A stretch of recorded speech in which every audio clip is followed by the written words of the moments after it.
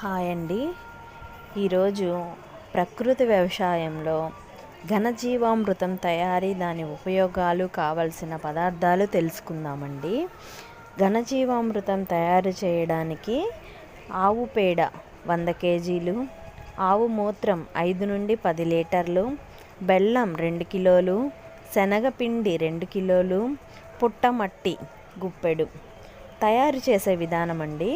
మొదటగా ఒక శుభ్రమైన పట్టా మీద 100 కేజీల తాజా దేశవాళీ ఆవు పేడను అందులో ఎటువంటి చెత్త లేకుండా శుభ్రం చేసుకోవాలి.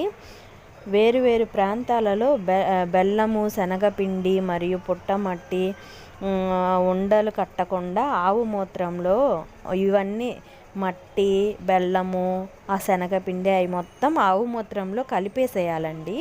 కలిపేసి దేశవాళీ ఆవు పేడపై ఈ మిశ్రమాన్ని చల్లుతూ బాగా కలిపి, ఆ దేశవాళీ ఆవు పేడలో చెత్త తీసేసుకొని పెట్టుకున్నాం కదా, దానిలో ఈ మూత్రంలో కలిపిన మిశ్రమాన్ని మొత్తాన్ని కలిపి గుండ్రంగా వండల్లాగా చేసుకొని 8 రోజుల పాటు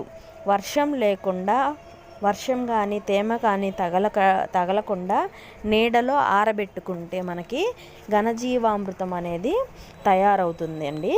దానివల్ల ఉపయోగాలు ఏంటంటే అండి, అన్ని పంటలకు ప్రతి ఎకరానికి 4 కేజీల పొడి చేసి ఘనజీవామృతం విత్తనాలతో పాటు వేసేయచ్చండి. విత్తనాలు నాటేటప్పుడు వాటితో పాటు వేసేయచ్చు.